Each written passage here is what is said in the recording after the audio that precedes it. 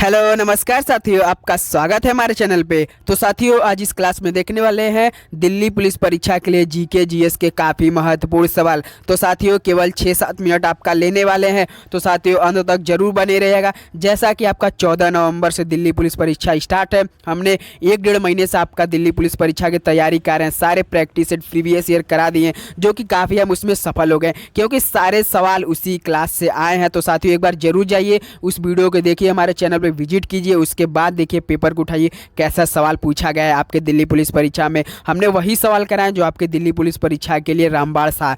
तो हमने practice set previous year एकदम निचोड़ आपके लिए कराया और हम उसमें काफ़ी महत्वपूर्ण तरीके से सफल हो चुके हैं। तो साथियों, एक बार फिर से हम आपके सामने आ चुके हैं एक महत्वपूर्ण क्लास के साथ। तो चलिए दोस्तों, बिना टाइम वेस्ट किए हम अपना पहला प्रश्न देखते हैं। आज का प्रश्न पहला है, निम्नलिखित में से भारत का कौन सा पड़ोसी देश स्थल सीमा से घिरा हुआ नहीं है? तो साथियों, भारत का कौन सा पड़ोसी देश स्थल सीमा से घिरा हुआ नहीं है? तो साथियों, म्यांमार नहीं है। तो ऑप्शन ही क्या हो जाएगा? बिल्कुल राइट ऑप्शन हो जाएगा। तो चलिए प्रश्न नंबर दूसरे बढ़ते हैं।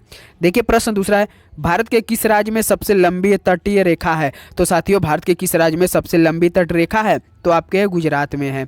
तो ऑप्शन सी क्या हो जाएगा? बिल्कुल सही जवाब हो जाएगा।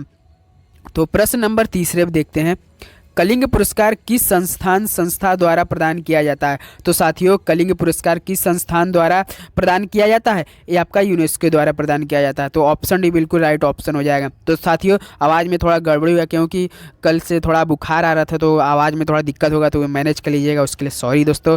तो चलिए प्रश्न नंबर चौथे पे चलते हैं। प्रश्न 4 है, राष्ट्रीय युवा दिवस कब मनाया जाता है? तो साथियों, राष्ट्रीय युवा दिवस कब मनाया जाता है? ये आपका 12 जनवरी को मनाया जाता है। तो ऑप्शन भी क्या हो जाएगा? बिल्कुल सही जवाब होने वाला है।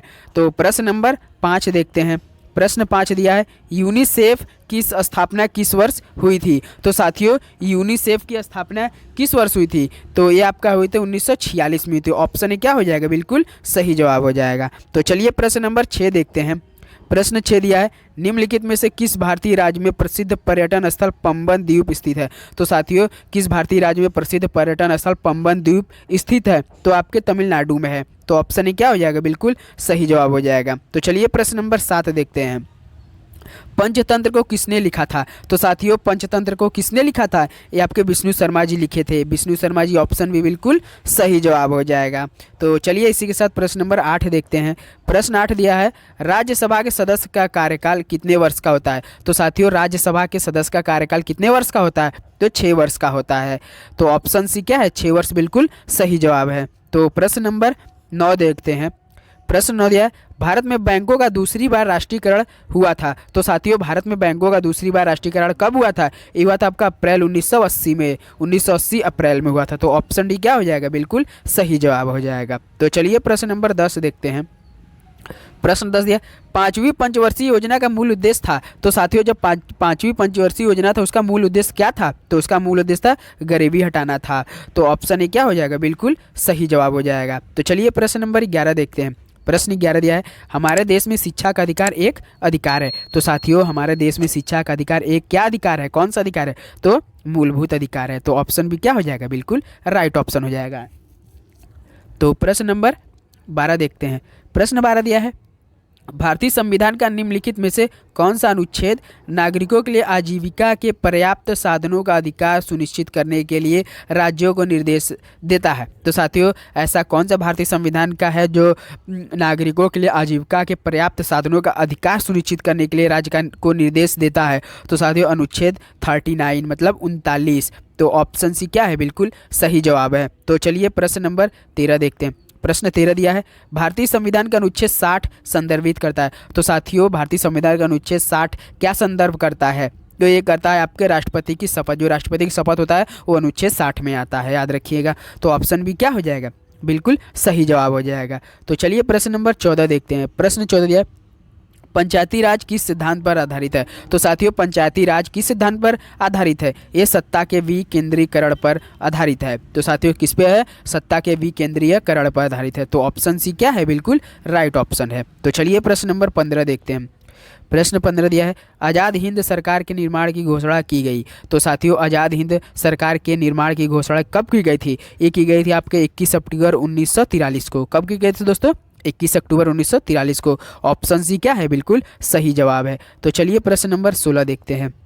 किस स्वतंत्रता सेनानी ने महात्मा गांधी को पहली बार राष्ट्रपिता कहकर संबोधित किया था? तो साथियों कौन सा ऐसा स्वतंत्रता सेनानी था जो महात्मा गांधी को सबसे बार राष्ट्रपति कहकर संबोधित किया था? तो सरदार पटेल जी थे। कौन थे दोस्तों? सरदार पटेल। ऑप्शन भी बिल्कुल सही जवाब है। तो चलिए प्रश्न नंबर 17 देखते हैं।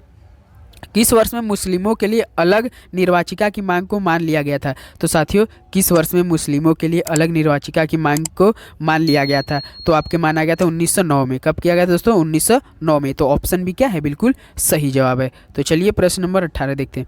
प्रश्न 18 दिया, निम्नलिखित में से कौन गदर पार्टी का पहला सभापति है? तो साथियों गदर पार्टी का पहला सभापति कौन था? तो आपके सोहन सिंह भाकने थे। कौन थे दोस्तों? सोहन सिंह भाकना। तो ऑप्शन भी बिल्कुल सही जवाब है। तो प्रश्न नंबर 19 पे चलते हैं। भारत में किस ब्रिटिश वायसराय ने बंगाल विभाजन को अंजाम दिया था? तो साथियों भारत में किस ब्रिटिश वायसराय ने बंगाल विभाजन को अंजाम दिया था? तो आपके दिया था लॉर्ड कर्जन ने। तो ऑप्शन भी क्या हो जाएगा, बिल्कुल सही जवाब हो जाएगा। तो चलिए प्रश्न नंबर 20 पे बढ़ते हैं।